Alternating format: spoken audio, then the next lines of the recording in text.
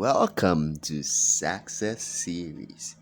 Today we are going to look at IAS2 inventory. IAS2 inventory. In this video, we'll look at the measurement rule specifically.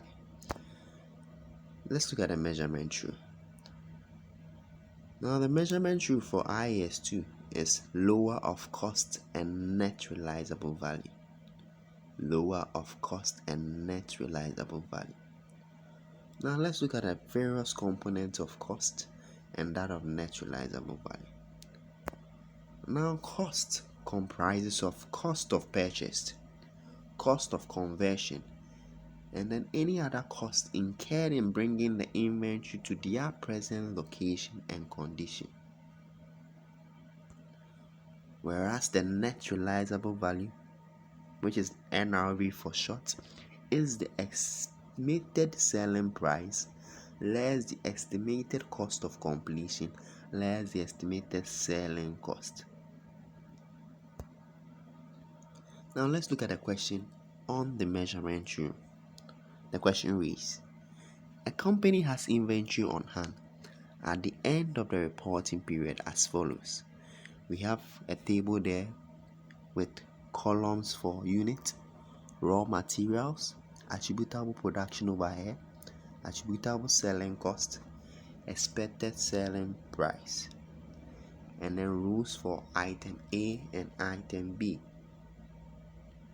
Now let's look at the requirements. Required: at what amount will inventory be stated in the statement of financial position in accordance with IAS2?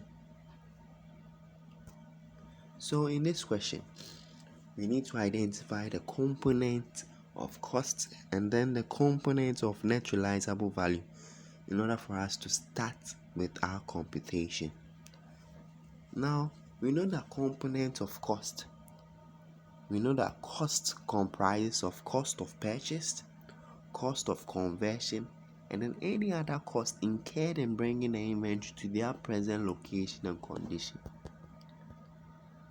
Now, in the table above, what are the components of the cost here? The component of cost is the raw material, which will be the purchase price of the inventory, and then the attributable production overhead, which will be any other cost incurred in bringing the inventory to their present location and condition. Now, what about the net realizable value? Now, the net realizable value, the formula for the net realizable value is estimated selling price less the estimated cost of completion less estimated selling cost. So the net realizable value in this question, we're given the expected selling price and we're given attributable selling cost.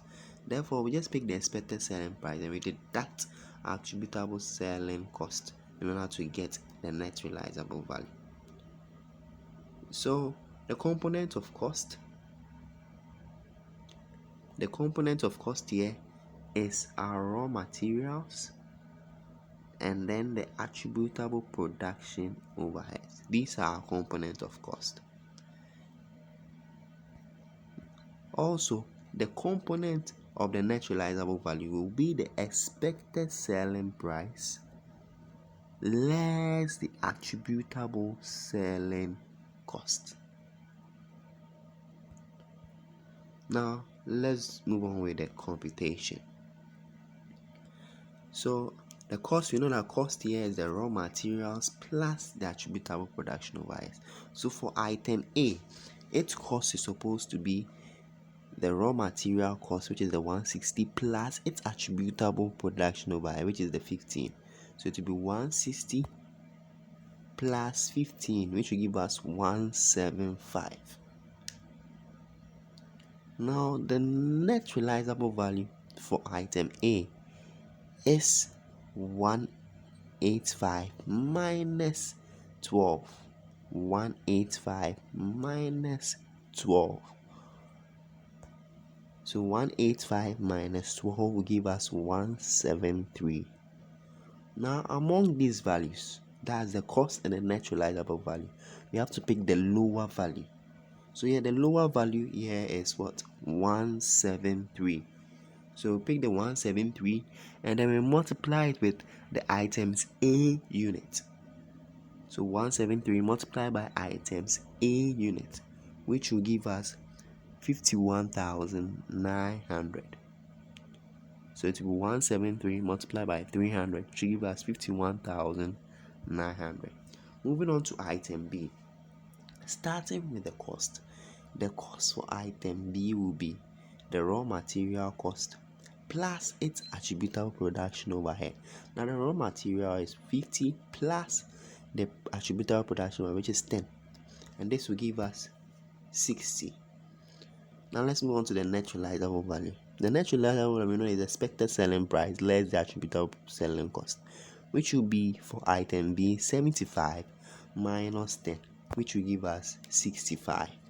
Now among these values we pick the lower, so we have 60 and then 65. The lower is 60, so it will be 60 multiplied by the 250, which will then give us 15,000. Then we'll sum the total value up. So we sum the 51,900 plus 15,000, which will give us 66,900. Thank you.